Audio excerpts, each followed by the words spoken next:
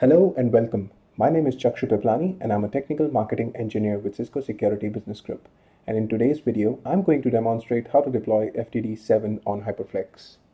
I'm currently logged in to the vSphere client, and the first step in order to deploy the FTD is to go to Actions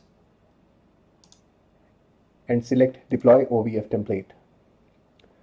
Select a URL or select a local file.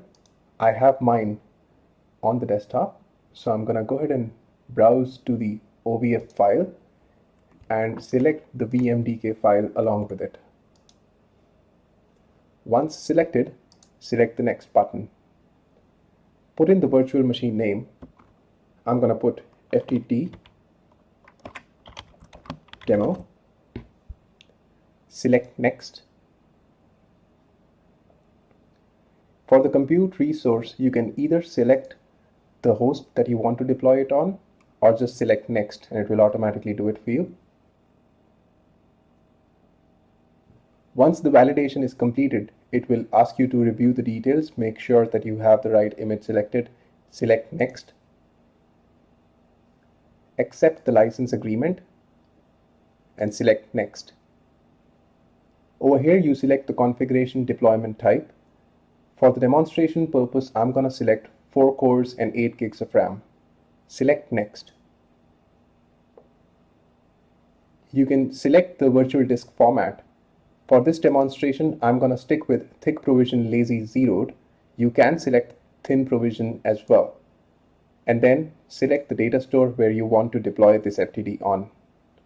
Select next.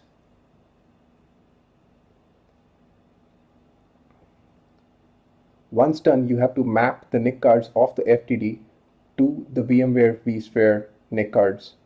So I'm going to go ahead and leave this as outside.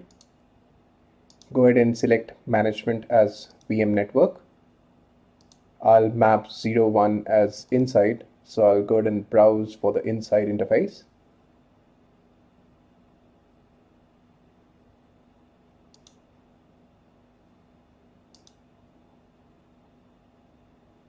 Select next once the mapping is complete. Put in the password.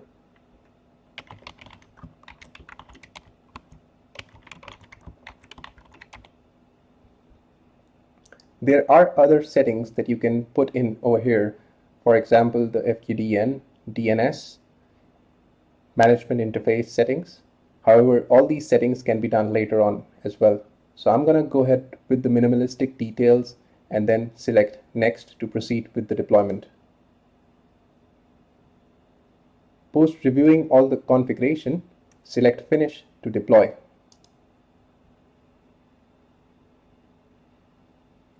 This is going to take some time for the deployment to complete. Once the deployment has been successfully completed, you need to power on the virtual machine for the initial installation to begin.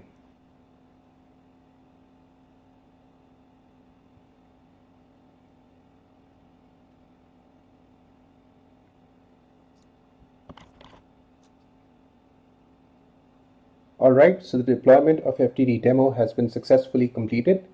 We go ahead and power on the virtual machine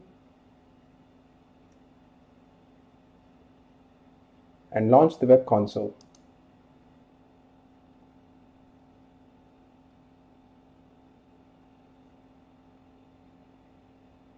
As you can see, the installation of the FTD virtual has begun.